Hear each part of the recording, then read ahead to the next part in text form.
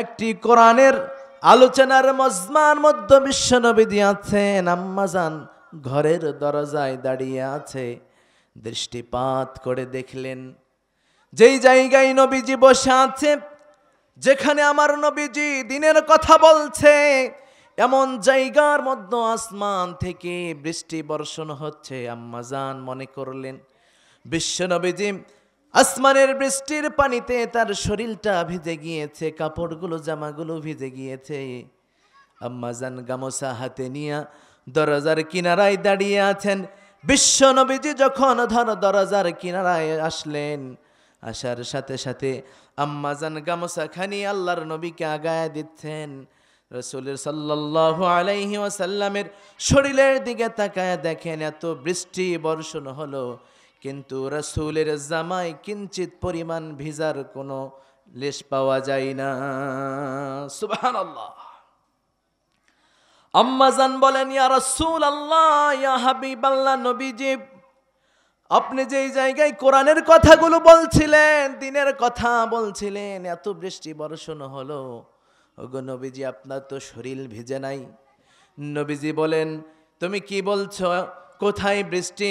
আম্মাজান বলেন, ইয়া রাসূলুল্লাহ, আমি দেখতে পেলাম এত মুষলধারে বৃষ্টি বর্ষণ হয়েছে, আমি মনে করেছি আপনার শরীর মোবারক ভিজে গিয়েছে, যার কারণে আমি গামছা নিয়ে দাঁড়িয়ে আছি। নবীজি বলেন, শুনে রাখো বিবি হে আমার, ওই জায়গায় বৃষ্টি তো সত্যিই বর্ষণ হয়েছে, কিন্তু জমিনে যেই বৃষ্টি বর্ষণ হলে মানুষের শরীরগুলো ভিজে যায়, জমিন আর্দ্রতা লাভ করে, এমন বৃষ্টি বর্ষণ হয় নাই, বরঞ্চ এমন বৃষ্টি বর্ষণ হয়েছে যেই বৃষ্টি দ্বারা মানুষের শরীরগুলো ভিজে না, বরঞ্চ সেই বৃষ্টিটি হচ্ছে আল্লাহ পাকের রহমতের বৃষ্টি। সুবহানাল্লাহ। এই জন্য প্রিয় ভাইয়েরা, আসুন আমরা আল্লাহ পাকের রহমতের ছায়ার নিচে আমরা বসে যাই। এখানে আল্লাহ পাক আসমান থেকে সকিনা বর্ষণ করছেন। হাদিসে এসেছে, যেখানে দিনের কথা হয়, যেখানে কোরআনের কথা হয়, এমন জায়গার মধ্যে চতুর্দিকে ফেরেশতারা বেষ্টন করে থাকে। ফেরেশতারা যখন এই প্রোগ্রাম শেষে, মাহফিল শেষে, কোরআনের আলোচনাগুলো যখন শেষ হয়ে যায়, যখন ফেরেশতারা আল্লাহর দরবারে ফিরে যায়, রাব্বুল আলামিন জিজ্ঞাসা করে, ও আমার ফেরেশতারা, এতক্ষণ তোমরা কোথায় ছিলে, কোথায় গিয়েছিলে, তোমাদের তো দেখা যায় নাই। আল্লাহ রাব্বুল আলামিন তো জানে, আল্লাহ রাব্বুল আলামিন সব কিছুই জানে। আলিমুল গায়বি ওয়াশ শাহাদাতি হুয়ার রহমানুর রহিম। আল্লাহ রাব্বুল আলামিন সব জানে।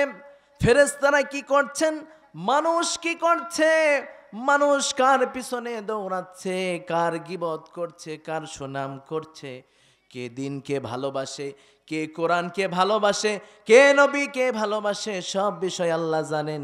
জানার পরেও ফেরেশতাদেরকে জিজ্ঞাসা করছেন, ও ফেরেশতারা কোথায় গিয়েছিলা?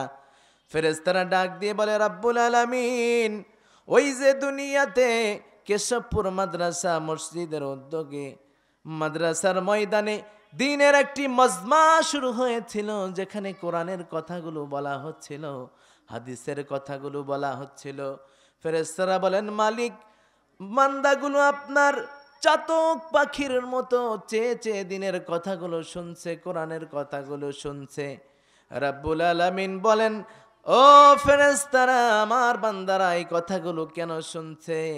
ফেরেশতারা ডাক দিয়ে বলবে, রাব্বুল আলামিন আপনার ভয় অন্তরে ধারণ করার জন্য, আপনার ভয় অন্তরে লালন করার জন্য তারা কোরআনের কথাগুলো শুনতেছে। রাব্বুল আলামিন ডাক দিয়ে বলবেন, ফেরেশতারা, আমার ওই বান্দারা কি আমি আল্লাহকে দেখেছে নাকি? বলে, না না, দেখে নাই। তাহলে কেন আমার ভয় তারা অন্তরে লালন করতে চায়? ফেরেশতারা ডাক দিয়ে বলবে, রাব্বুল আলামিন আপনার বান্দারা জানে আপনার ভয় যদি তাদের অন্তরে লালন করতে পারে, তাহলে আপনার বান্দা বান্দিরা দুনিয়ার হার প্রকারের গুনাহ থেকে, দুনিয়ার সমস্ত নেফাকাত থেকে, গুনাহের কাজ থেকে বিরত থাকতে পারবে। আল্লাহ ডাক দিয়ে বলবেন, ফেরেশতারা কেন আমার বান্দারা গুনাহ থেকে বিরত থাকতে চায়? রাব্বুল আলামিনের এই কথা শোনার পরে ফেরেশতারা ডাক দিয়ে বলবেন, ও মালিক, দুনিয়াতে তারা অবস্থান করছে শুধুমাত্র জাহান্নামের আগুন থেকে বাঁচার জন্য, আপনার ভয় অন্তরে লালন করার জন্য।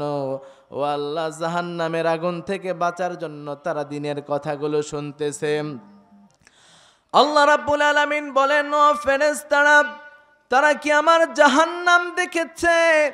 তারা বলবেন, ও মালিক, না না না, আপনার বান্দারা তো জাহান্নাম দেখে নাই।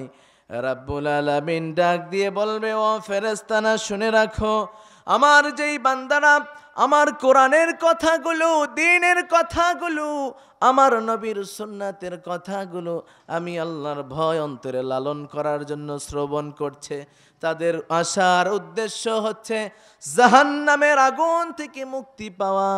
আল্লাহ রাব্বুল আলামিন ডাক দিয়ে বলবেন, বান্দারে, ও বান্দা, তুমি যেই জাহান্নামের আগুন থেকে বাঁচার জন্য এত পরিশ্রম করছো, দিনের কথাগুলো শুনছো, রাত জেগে জেগে ঘুমকে হারাম করে দিয়ে তুমি যেই দিনের কথাগুলো শুনলে রে বান্দা, এই দিনের কথাগুলো শোনার বদৌলতে আমি আল্লাহ তাআলা তোমার জীবনের সব গুনাহ খাতাগুলো মাফ করে দিয়া আমি তোমার নামে জান্নাতুল ফেরদাউস বরাদ্দ করে দিলাম।